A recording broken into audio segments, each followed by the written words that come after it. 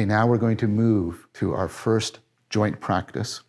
I'm going to teach you the basics of getting into a mindfulness meditation. So the first practice I want to walk you through is a core practice for beginning mindfulness meditation. We'll do a few more along the mindfulness meditation and contemplation pathway, but this is a really good place to start. Meditation is about finding your center. This is how it's so crucial to the Socratic project of knowing yourself, knowing how you function, how you form. Now this center has three dimensions to it. One is, I'm going to teach you first how to find your center in a way that improves the communication between mind and body. Socrates was a soldier. Plato was a wrestler. In fact, Plato is his nickname. It means broad shoulders because he was a wrestler. We want to improve the relationship between mind and body so it has that kind of finesse. It has that kind of fluency and fluidity of the soldier or the wrestler, the martial artist. We know that a lot of the time mind and body are undermining each other or antagonistic. I'm all spun out and I'm stressing my body and filling it with cortisol. Or I can be really hungry or really tired and that slows down my attempt to think, to understand.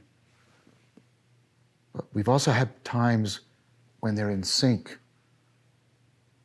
when they're befriending each other. And we know that those are the times when we are most likely to learn, most likely to make progress. Then I'll teach you how to center your attention. You probably think, well, I know how to do that. Give me a chance. And then I'm going to teach you how to center your attitude. So let's begin first by centering our posture. Now, what you might do is you might stiffen yourself and do sort of this, oh, I know what that is, stiff. Let that go. Don't try and calculate your center. What I want you to do is feel, find, because learning to feel and find, and I wish we had a word that sort of was the two of them together. Maybe that's what the tracking is. How to track your center is crucial. So don't start doing it yet. I'm going to explain it to you, and then I will talk you through it. I'm going to ask you to close your eyes, and then you're going to move off-center, and you're going to feel off-center. You have in your middle ear a mechanism that's been put through 400 million years of evolution that really makes this apparent to you. And then you move off-center backwards. Feel off-center, oh, this is, and then each time I'll move a little less, back and forth, until I get centered. Then side to side, same thing. Off-center, back and forth until I feel centered. And then once my body feels centered, I'll do the same thing with my head. Front to back, side to side. Why head separately, John? When people first begin meditation, they very, very frequently let their head roll forward like this. First of all, that really cuts off your air supply. So you start doing really shallow chest breathing, which is conducive to anxiety and rumination. You don't want that. Secondly, you're starving yourself of oxygen. You're putting a strain on these muscles. That can lead to headaches, which will make you stop doing the practice. Also, and perhaps most importantly, this is a signal that you're falling asleep. This is a signal to your brain, I'm going to sleep now. Part of finding your center is to find a place between two places that your brain is very familiar with. Oh, John's closing his eyes. Daydreaming, mind wandering, yay, hoo-hoo. Nope. Oh, John's closing his eyes, we're going to sleep. No. You're trying to find what at first is a very narrow place between them, centered between them, and grow it, and expand it, and grow into it. Once you are centered, torso and head, I'll ask you to relax your chest. That means let it open. See what my shoulders are doing? This is anxiety, stress, tension, anger. This is I'm open to learn. And my shoulders are down, not up. Open and down. And I'm going to place my hands, and you can experiment. You can place your hands in your legs. You can do a classic, Vedanta kind of practice or mudra. You can do something more often found in Zen. The point here is to place your hands such that it helps you to keep your chest open, your shoulders down, and add to your sense of stability. Then relax your abdomen. Not so complimentary, I know. Look at John's stomach. Oh, ha, ha, ha. So what? Let it go. This is conducive to baby breathing, the way babies naturally breathe. They don't do shallow breathing in their chest. They do deep abdominal breathing. They expand their abdomen when they're inhaling and contracting, but they're not forcing it. They're not forcing it. They're following their breath. This simultaneously relaxes you and gets a lot of oxygen in your blood, which is important for practice. Then relax your legs. You're probably putting all kinds of effort into them. Make sure that your feet aren't crossed, your feet are touching the floor. Relax your legs. Then relax your face. Try to sink in, really sink in two senses of the word sink. Sinking, S-I-N-K, and sinking in, S-Y-N-C, like getting synchronized and dropping into it. Again, like a martial artist about, right, to fight. Then I'll ask you, try to notice what it tastes like. I'm using this metaphorically. What does it feel like in your mind and body to be centered like this?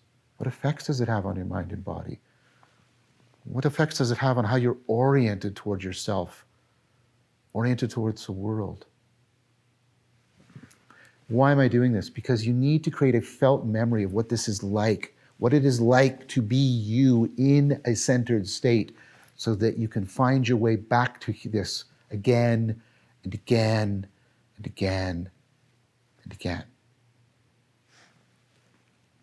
Okay, so let's do that practice together. You can close your eyes completely. Some of you might want to open your eyes slightly. Unfortunately, I have meniscus in my left ear, it actually messes up that middle ear. So I probably have to keep my eyes open just a little bit. You don't have to do that. Do what works for you getting more into this practice. I was able to do it for decades before I contracted meniscus.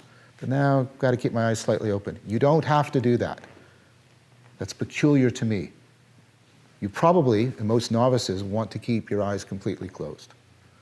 Okay, so let's do it. Let's close your eyes. Just take a nice, deep cleansing breath, just like you're sort of washing the insides of your mind and body. Then slowly move forward off center front. Feel that. You know you're off center. You don't have to calculate it. Move backwards. Oh, I'm off center. Yeah, there it is. There it is.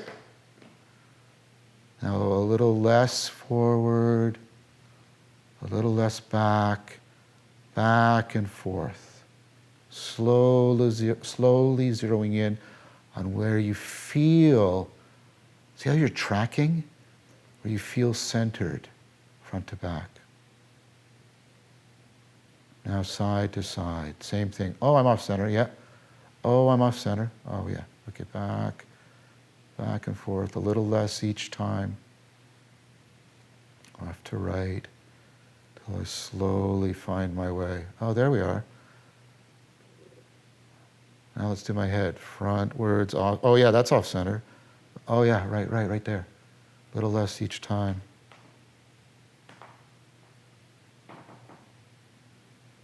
Then side to side.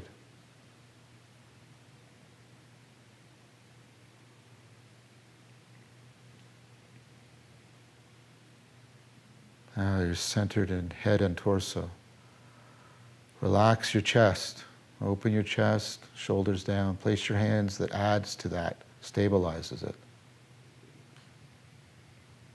And relax your abdomen. No forcing your breath, following your breath, doing baby breathing as naturally as you can. Now relax your legs. Now relax your face.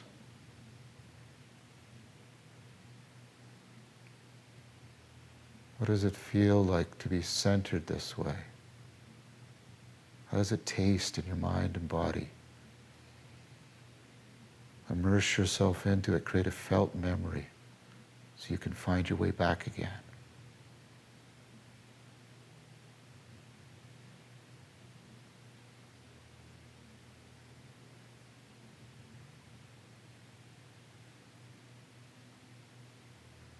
Okay, slowly open your eyes. So that's centering the mind-body relationship. Now we want to center our attention. For most people, that means just sort of focusing. It's much more than that. I'm going to use an analogy. Some of you have seen this from Awakening from the Meaning Crisis or from a meditation course. But it's still helpful. Your mind is always framing reality. It's always paying attention to this, foregrounding it, backgrounding this, and ignoring all of that. You're always framing. And that's always sizing up the world, creating a particular salience landscape, a flowing landscape of how things are standing out to you, grabbing your attention, arousing you metabolically, generating particular affective states in you. That mental framing is like your glasses, if you wear them. I do. Now notice, my glasses enable me to see, but they also limit. I'm looking through them in two senses. I'm looking beyond them by means of them. Beyond them and by means of them. They're both enabling me and limiting me. That's how they function. That's how your attention, your arousal, and your affect function. All the time, moment by moment. There's a problem with framing, supporting a lensing. What's that problem? Well, these lenses could actually be rose-colored, as we say. Rose-colored glasses. He or she is not seeing the world as it is because the glasses are tinted, or maybe there's dirt on them, or they're distorting. What do I need to do? What do I need to do? How do I self-correct? I need to step back and look at my glasses. They're no longer transparent to me. They're opaque. I'm looking at them. I'm looking and seeing, are they rose-colored? Are they tinted? Is there gunk on them? Are they distorting?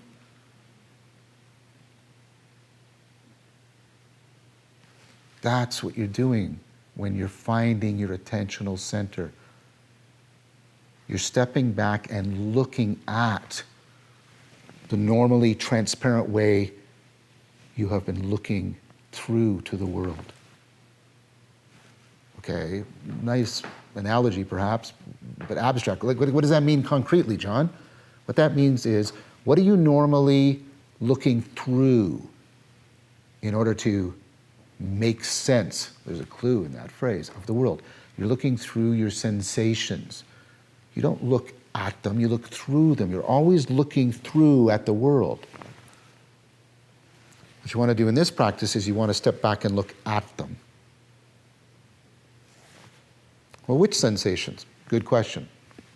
So we're going to pick sensations for a practical purpose, sensations that line up with that baby breathing that we got in centering our posture. And that, as we'll see, have deep spiritual significance. This is the breath, following the sensations in the abdomen being generated by the breath. So as I inhale, my abdomen expands and I can feel that. I'm going to gently say to myself, in. I'm not paying attention to the in. I'm using the in to track and trace to follow those sensations as they unfold, as I'm inhaling. And then as I exhale out, and I follow the sensations. Looking at the sensations, tracking them in and out, in and out.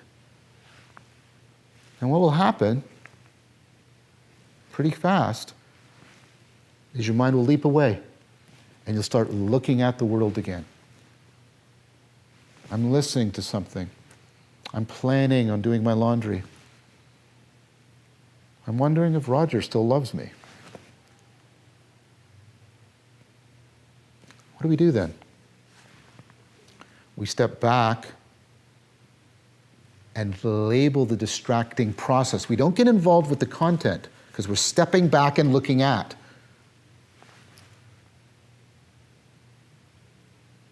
We label the process with an ing word.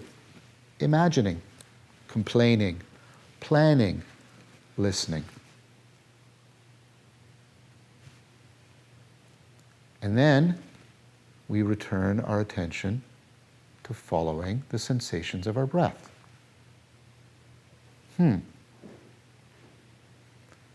it's very important to frame this the right way. There's that framing again. If you think, oh, it's going to be so noisy in there, I won't be able to follow one or two, and my mind is going to wander all over the place. You're right.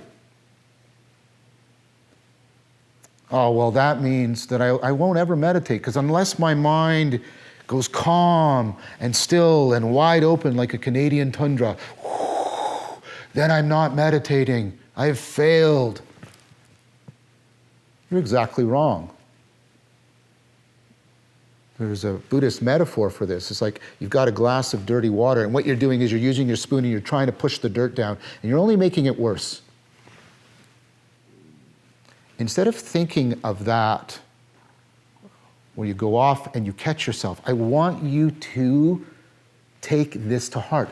Catching yourself in distraction and coming back is the core of the practice. That's what will transfer to your life. Think of that going out and coming back as like doing reps, building the muscle of mindfulness. That is meditation. That is meditation.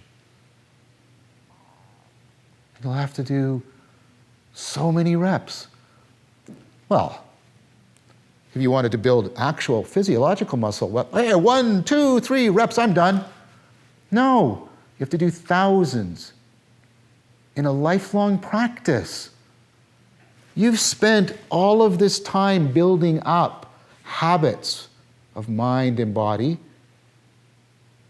and you're trying to enter into capacity to transform them, Socratic self-knowledge and aspiration. And you're putting this much time of meditation against it. You have to be tremendously patient and frame this the right way. Now that helps me move to the third thing. Centering your attitude, being oriented in the right way. So that part of your mind that jumps around, in the Buddhist tradition, it's called monkey mind. It's like a monkey jumping from branch to branch. Your mind jumps and chatters as it goes from thought to thought.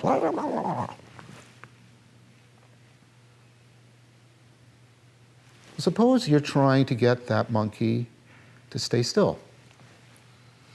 Jack Kornfield has a great analogy for this. He doesn't use a monkey, he uses a puppy because people are more familiar with dogs. So let's just use his analogy as is. You're trying to train a puppy dog to stay. Okay, so you put the puppy dog down, stay. The puppy dog wanders away. Your mind wanders away. If you, stay, stay, stay. If you're fighting the puppy, you're training it to fear you and fight you. Let that rumble around a bit in your mind. If you fight it, if you're frustrated with it, you will train it to fight and fear you, and things will get worse. Oh, so I know, meditation is about just letting things be, letting go, letting it flow. Stay, puppy dog. Oh, it went over there. Oh, well. Oh, now it's over there. Oh, now it's over there. Will you train the puppy dog? No. You're just feeding its misbehavior. You're just indulging it. You want to be centered in your attitude between fighting your monkey mind and feeding it. You're trying to befriend yourself. And that is so resonant with the Socratic project.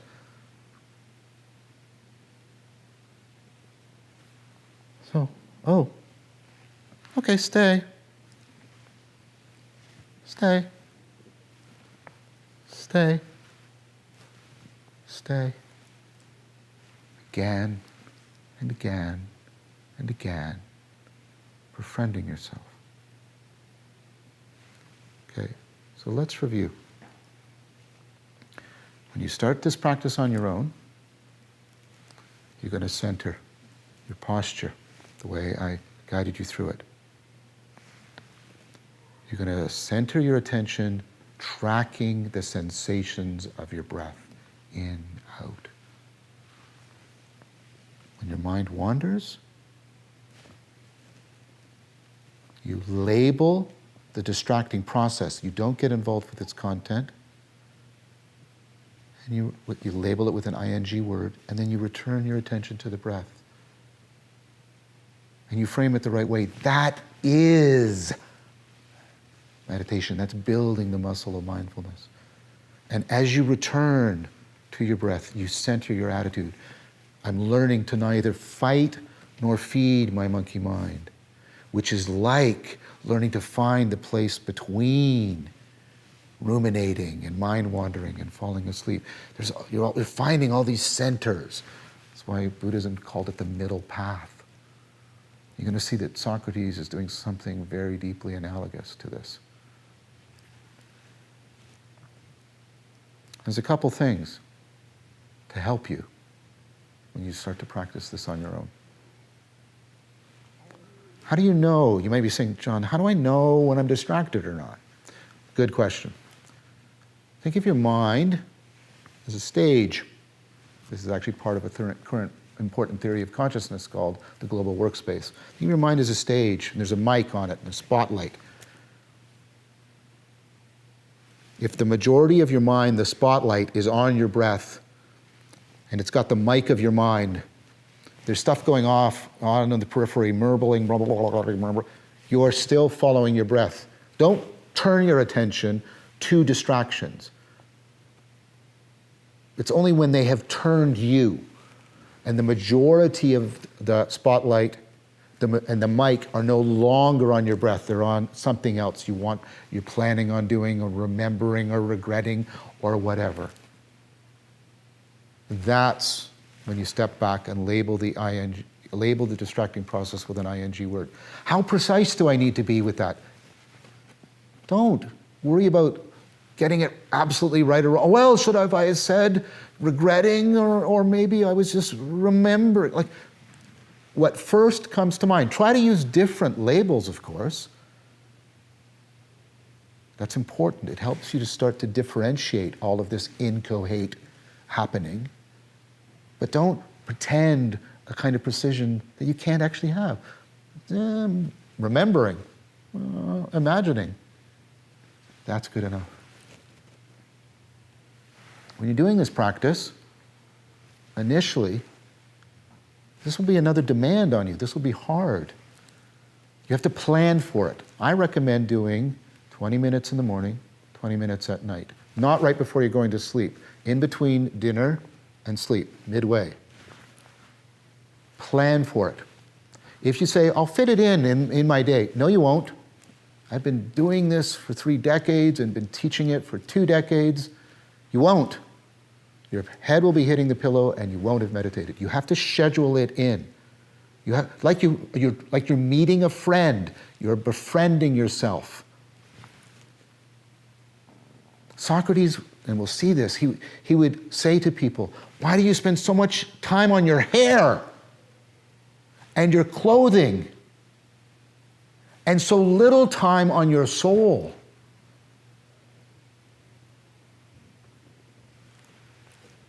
Schedule this. Try and do it at the same time, the same place, at least for the first 5 or 6 weeks. It's really important, that regularity. It helps to build a deep habit. At the core of virtue, and we'll talk about virtue, is habit. But don't, habits. No. Inhabit. Monks wore habits. We inhabit a place. Think about it that way. Think about habit that way. It's a good idea to ring a bell, perhaps light some incense. This helps the conditioning of the habit that you're trying to acquire. Don't try to meditate right after having a forceful conversation with somebody. You'll just play the tapes in your head. You won't be able to get any sort of significant centering going. Don't practice right after listening to music or watching a movie. You'll just play the tapes in your head. Don't practice right after eating. You'll just listen to your stomach. Why can't I practice right before going to sleep? Because one of two things will happen. You'll fall asleep, and then you're teaching your brain that the point of meditation is to fall asleep, and that is not the point of meditation. Meditation is not a vacation, it is an education. You are trying to build habits, skills, virtues, states of mind that transfer to your life. Percolate through your psyche. Permeate the domains in which you are engaging in your most important endeavors. Or you'll do the practice correctly and you'll wake up. And then you won't be able to fall asleep. Don't practice right before going to sleep. When you're practicing, weird stuff can happen. You can be sitting there and you can feel like an electric shock just went through your body. You can know that you're sitting, but you feel like you're floating towards the ceiling, or that you're sinking into the floor, or you're twisted even though you're not twisted. This has happened to me, it's happened to many people who meditate. You're alone and you hear, as clear as a bell, your name called out, John, and there's nobody around.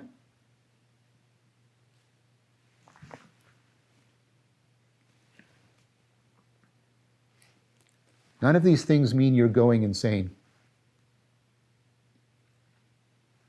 None of these things mean you're a Buddha or on the cusp of enlightenment. Let both of those go. Treat any of these like another distraction. Label it with an ing word. Return to following your breath.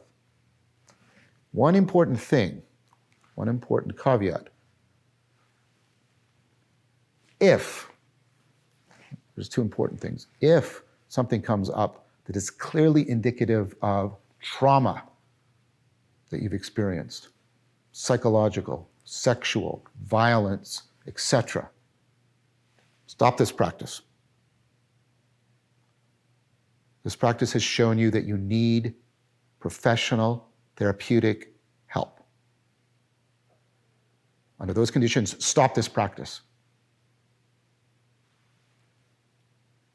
If you're already in therapy, for whatever reasons, tell your therapist you are undertaking this practice. In fact, tell them all the practices you're undertaking.